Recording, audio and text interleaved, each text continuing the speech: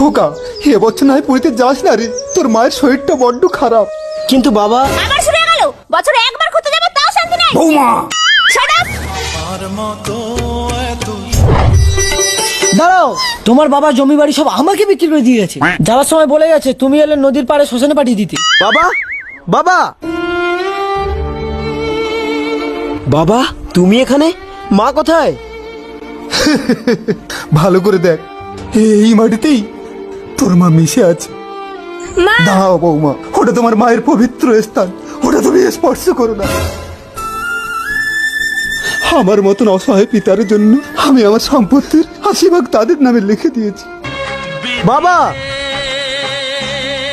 চিন্তা নেই খোকা, 20 ভাগ তোর জন্যও রাখা আছে।